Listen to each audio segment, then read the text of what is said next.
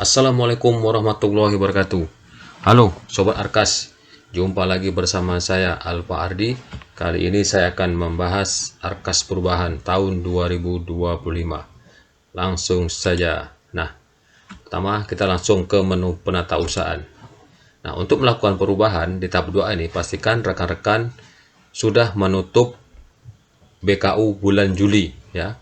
Bulan Juli, lalu setelah tutup BKU bulan Juli, lalu buka BKU bulan Agustus. Nah, nih nanti akan muncul menu lakukan perubahan Arkas untuk membuat BKU. Nah, di sini kita sudah bisa membuat perubahan BKU di bulan Agustus. Nah, ini di daerah kita di Bengkalis, perubahan BKU bisa kita lakukan di bulan Agustus. Mungkin di daerah lain itu berbeda.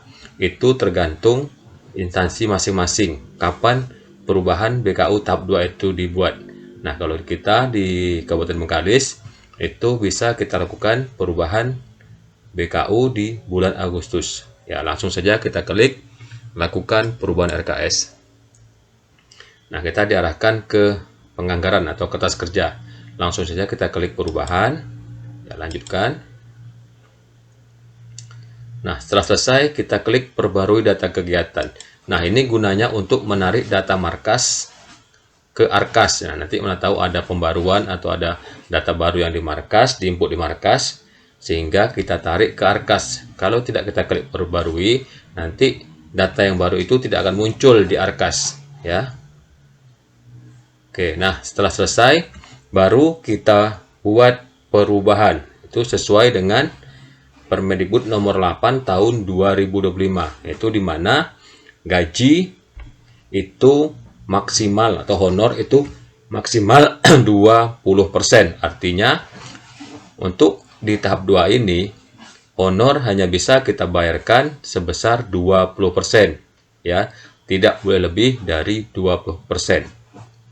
Berbeda dengan di tahap 1. Tahap 1 itu 50%. Nah, untuk honor itu hanya berlaku di tahap 2, ya. Nah, itu berbeda dengan buku dan pemeliharaan. Kalau buku itu wajib minimal 10%. Itu wajib, tidak boleh lebih, tidak boleh kurang, tetapi boleh lebih. Dan juga pemeliharaan itu maksimal 20%. Itu tidak boleh lebih, tapi bisa kurang. Nah, langsung saja kita mengedit ya. Karena ada perubahan honor, kita edit yang honornya. Caranya, kita ke menu aksi ini, kita klik titik 3 di bawah, edit detail anggaran. Nah, di sini kita akan merubahnya nanti ya. Nah, di sini sudah tidak bisa kita rubah. Karena kenapa? Perubahan itu hanya bisa dilakukan yang belum kita buat penata usahanya atau belum dibuat BKU-nya. Karena ini udah ada sebagian yang kita buat BKU sehingga ini tidak bisa kita input tidak bisa kita rubah. Nah, caranya kita ke bawah kan, cari kita rubah yang Juli sampai Desember. Ya, untuk merubahnya bukan dirubah anggaran di sini ya, tapi kita hapus dulu. Nah, hapus dari Juli, klik tanda hitam ini sampai Desember. Sampai habis, tidak ada yang hitam lagi. Berarti ini semua sudah dibuat penata usahanya. Lalu kita klik perbarui. Perbarui. Nah, dia akan muncul di sini. Ya. Nanti berapa jumlah honor yang ada di sekolah Bapak Ibu semua itu dibuat seperti tadi, ya, dihapus penganggarannya dari Juli sampai Desember. Setelah selesai semua, nanti akan masuk di sini. Setelah selesai, baru kita tambahkan kegiatannya lagi. Ya, kita tambahkan baru. Honor. Di sini honor juga. Rekeningnya. Lalu sini nama ini ketik. Berapa jumlahnya? Nah, ini jumlahnya tentu berbeda dengan di tahap 1. Karena tahap 1 5%, di tahap 2 20%. Nah, kita hitung berapa anggaran tahap 2 kita. Ya, kita hitung nanti berapa jumlahnya. Ya, kita kalikan 20%. Setelah itu dapat 20%, dapat jumlahnya, kita bagi 6 bulan. Setelah itu bagi 6 kalikan berapa jumlah honorer. Nanti akan dapat hasilnya.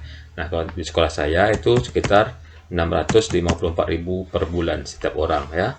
Karena honor kami banyak, itu ada 5 orang. Kita masukkan di bulan Juli.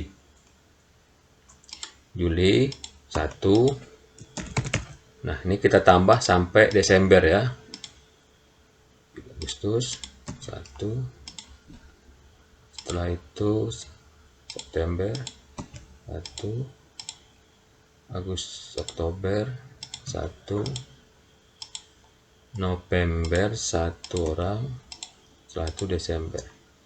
Nah, setelah selesai, lalu kita masukkan ke anggaran. Nah, begitu seterusnya nanti ada berapa jumlah honor yang ada di sekolah Bapak Ibu, buat seperti itu, tambahkan lagi kegiatannya yang baru, yang dari Juli sampai dengan Desember. Nah, ini untuk honor ya. Kalau untuk honor ini, yang 20% itu khusus hanya untuk honor tenaga pendidik dan kependidikan ya, itu tidak termasuk dengan honor lainnya seperti honorer misalnya ekstra pramuka, ekstra lainnya, atau ANBK, itu tidak termasuk ya, honor nasional tidak termasuk, itu berbeda. Kalau ini yang 20% hanya untuk honor pendidik dan tenaga kependidikan. Nah, untuk melihat persentase ya, persentase berapa jumlah persentase yang sudah kita anggarkan, silakan rekan-rekan klik menu review. Lalu lihat grafik. Nah, di sini akan kelihatan persentasenya berapa.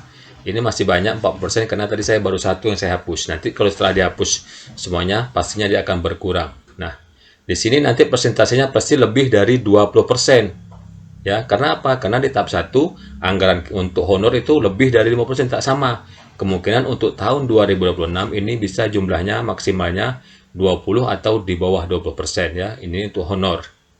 Nah, selanjutnya kalau melihat anggaran buku bagaimana? Nah, ini buku modal aset tetap lainnya ini di sekolah saya itu baru 7,8%. Berarti penganggaran saya kurang dari 10%. Jadi saya harus menambah ya, harus menambah sehingga mencukupkan minimal itu 10%. Nah, ini untuk pemeliharaan di sini 1,95%. Nah, ini tak apa-apa, ada masalah karena dia batasnya maksimal 20%.